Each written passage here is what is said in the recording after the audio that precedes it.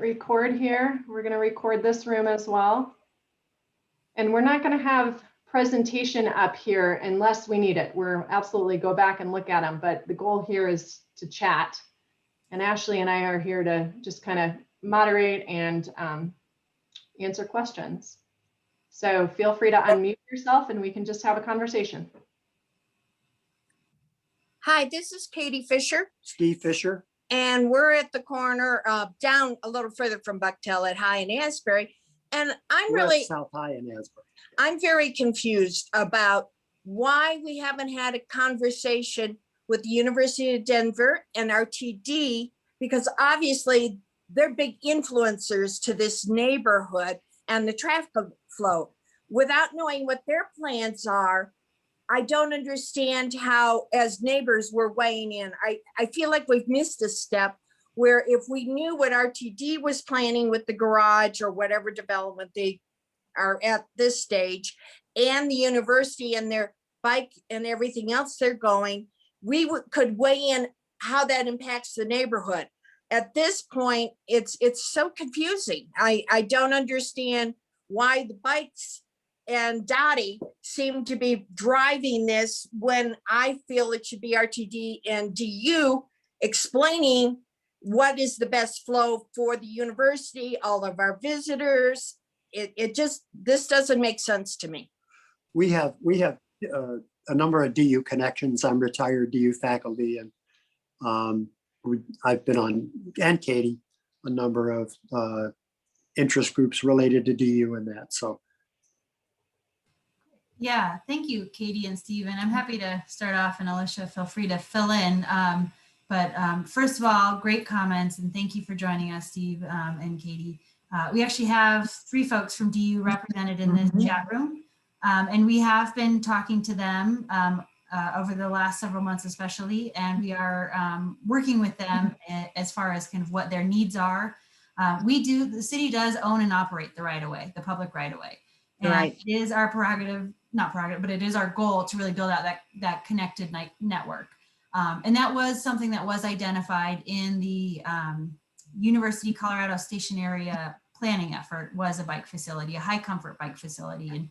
And as we mentioned, we would like to see, bigger, grander things occur here, but we also have to balance what we have available to us today, which is the paving opportunity to really put in that high comfort bike facility. And so I want to say that, which is to point out that the right-of-way is not static. So if and when, DU and others, if we find funding for bigger, better facilities, that's always something we can consider. What we're putting on the road today will be paint and post, which is something that we can also easily remove if and when funding becomes available 5, 10, 20 years from now. It can change and adapt. We are working with James and Chad and Fatima about like what works best for the university here. And so that was why in that segment in particular between high and university, you saw 2 cross sections. We had started with what the city would have normally done if we were designing everything in a closet, which even then we're still looking at old plans, et cetera. But we did bring this up to DU. They pointed out they have a lot of challenges with that design. And so that's why we've developed that other option, and we're weighing very heavily on whether we'll be able to put that in the ground or not, et cetera. And so between our conversations with DU, conversations with you, and then we also did meet with RTD. And Alicia, I think, were you a part of that meeting? Maybe you could speak to that a little bit. Yeah, RTD was actually pretty comfortable with what was they're used to changes to the roadway like this. They wanted to make sure that it didn't impact their turnaround ability and their turns and things like that.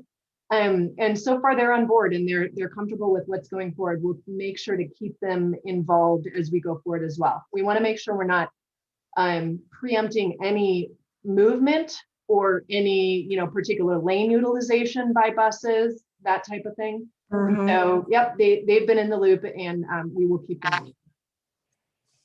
But with COVID and everything, we haven't seen the flow without the athletic events. And certainly the way the university needs to use it for athletic events or the cable center for theirs, we have different needs that change throughout time. And it does seem to me that I would have liked to have heard what the university wanted first and RTD, we just see with RTD buses all the time, they don't stay in the lanes they're supposed to have already. And that's where we see the conflict at High and Buchtel with pedestrians, and even with, I do like the pavers that look like brick. That does help people understand something's going on. But also at that corner of High and Buchtel, and nothing is square. Everything is coming and then has sharp turns, as you well know. And this just adds to confusion. And when you showed the green squares, I've been looking at those green squares. I had no idea what they were. I just finding we've got so much being posted throughout the city to help with the bikers and everybody else, but no one understands them. And so we need to get an educational part up in this discussion, as well as understand we have people coming internationally to the university. So if we don't have universal types signage and understandings, we're just making it more complex than it needs to be. And I think leave it alone. But that's my opinion. I'll let everybody else speak now. Thank you, Katie. And we can definitely come back to some of those. I've taken a few notes, but I see James has his hand raised. So I want to hand it over to James. Hello, Katie and Steve. Good to see you again. And Yep. We did have a good neighbors meeting yesterday. Mm-hmm. And it might have been a surprise why this might not have been included in that meeting. It's also, part of this is we are a user and part of the community like you are as a neighbor. So this is a city-led initiative, Right. where, as Ashley mentioned, we did work with, and Chad can comment on this as well if I miss anything, but just to be brief, we did coordinate with the city during our station area plan as part of the university, and we shared that with the city. However, as Ashley mentioned, this is part of the city's pavement program and how the city works that funding program. So the city was aware of the university's needs. However, we were also recently notified of this as part of the pavement plan, and someone can correct me, as recent as, maybe a month and a half ago.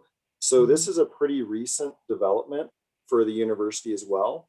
And that's where we've had meetings with the city to talk about our needs and provide information on the Ritchie Center's event loading and event management plans as well. And so that is why there was actually a option B that we've asked for, to hear public comment to really manage.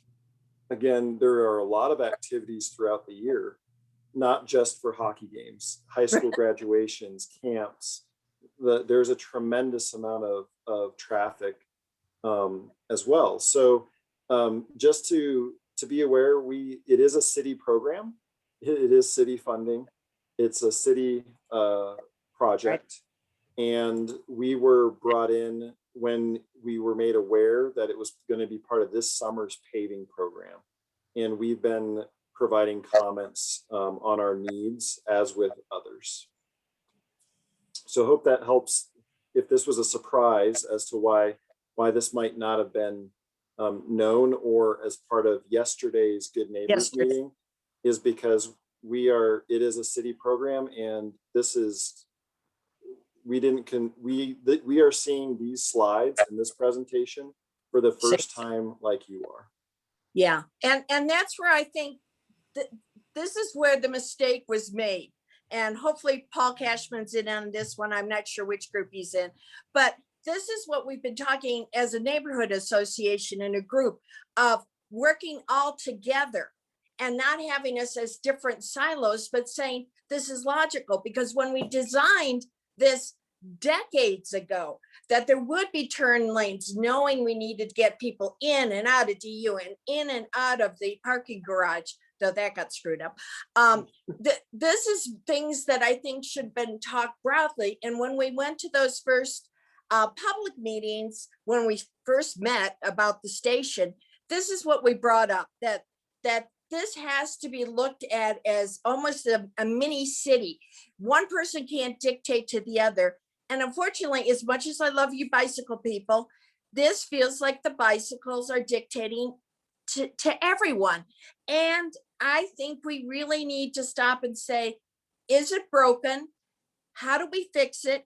What would we do to improve it? And I'd have to say, just listening to this presentation tonight, I see the B option looks better to me, because I can't imagine only having one lane of traffic flowing on one side of Buchtel. It's too heavy an area with too many people needing to be manipulating in the area. So I agree. Last night, we were certainly at the DU Good Neighbors meeting. This is where I think things like this, we almost needed a pre-meeting to say, hey, and we haven't even heard from anyone in the Buchtel apartments across the street, which I'm sure those individuals should be having a big say in this too. I'll let the others go. I'm sorry to monopolize it. No, it's, we appreciate it, and thank you for recognizing that as well. Side note is that we have spoken with the apartment folks. We've had an actual one-on-one with one of them. We are still waiting for our one-on-one with the other folks. They were also aware of this meeting tonight as well. So we're certainly absolutely giving them the input and showing them the same options with, saying we're considering both of these to see what their thoughts are as well. Thank you. Mm-hmm. And I would just like to add on to all of that again and just emphasize this is a paving project. We do have the University Colorado Station Area Study that has definitely, that is what has led to the larger bond projects that identified a huge amount of, project need that we just don't unfortunately have the funding to put all in place. And what was prioritized out of that study is what became the bond project. So we are moving that piece of it forward. I recognize we have had many conversations with Councilman Cashman's office, especially about, I know, for instance, the roundabout at High Street is something that people feel very strongly about. That did not bubble to the top of the priority list when the bond project was, made, whoever put that one together. But we recognize that there is a much bigger vision here. And it's a matter of, again, what can we accomplish today? And this is something that can definitely change. And even if we start to see issues with the, conflicts with the buses and the bikes, et cetera, we can make adjustments. And we have done that. We've been, building out a lot of bike miles over the last just 2 years, really. And while most of them go in and kind of stay that way, there are places where we do make adjustments when we start to see that, okay, that wasn't perfect. But I will say also, something you said earlier was, we have a lot of folks coming to this area of town, et cetera. And I just want to make, hopefully bring a little comfort to you that these designs and standards we're using are best practices from across the country. We're not, sitting in a dotty, back room creating things. We do try to do our best, because just like the rules of the road for vehicles, we want to make sure rules of the road for cyclists are the same here, New York, wherever else you go. So those are tools that are being used all across the country, and they are unfamiliar to a huge majority of the population here. And I get that. And I think that as we build out this network, it is a huge learning curve. It's a very steep learning curve, and we understand that as well. And that's going to take time for all of us to feel. I haven't in a year, but I used to bike every single day, and I was still like, how do I use this? And so I'm with you. I think we definitely have been talking a lot about educational campaigns. We're trying to partner with Denver Streets Partnership. They're really good at that kind of thing. Nobody likes to listen to the city, especially when we're trying to help with education. We will be doing our best to provide that education, but we also want to lean on our partners who are good at that. And then speaking of education, I see Chad, who is also good at education, has his hand raised. So I want to turn it over to you.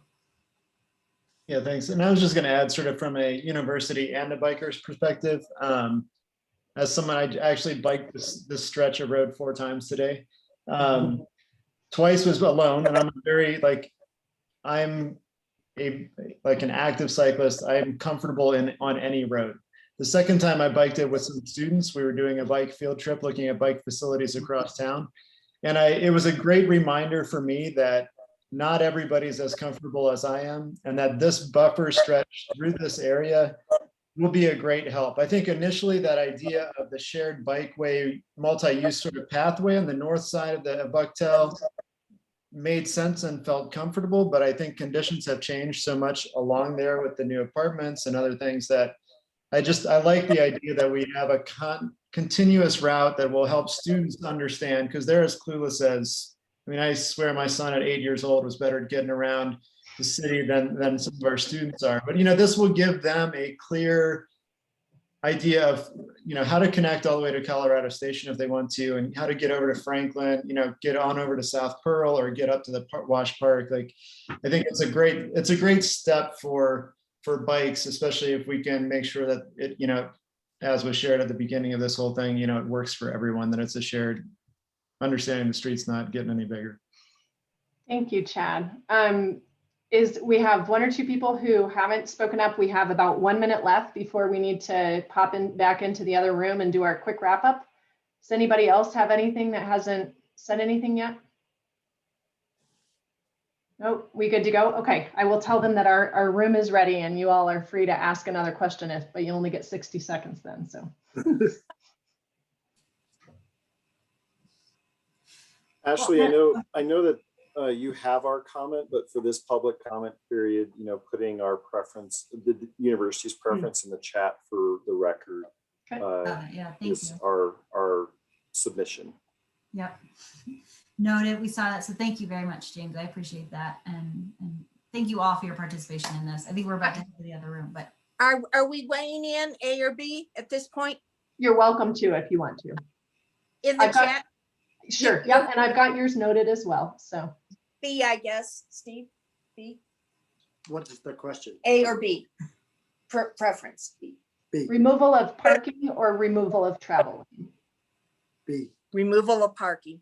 Okay. All right, I Thank- think we're gonna get pulled back. Oh, they're still looking for.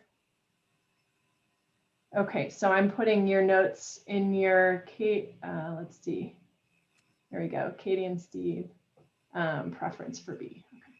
Correct. And Katie and Steve, just so you know, we will be kicking off more outreach for the larger project this summer. Yeah. I'll be the co-PM project manager on that. So you'll get to talk to me more, whether you like it or not. No, thank you. We do. Thank We're you. retired. We appreciate the communication. It never hurts. It's always good. I do have a quick question before we join the other group. Is who gets the right of way? The pedestrian as they go over the where the bike lane is, because I've almost been hit now by bicyclists. I thought I was on the right. They obviously didn't slow down. I don't know what's right. Ashley, Yeah, I mean, the cyclist should be yielding to the pedestrian. Thank you. Yes. And we can circle back to that if needed Yeah. in the larger group. all right, everybody, we're popping back into the main room. You can hit the button or it'll do it automatically.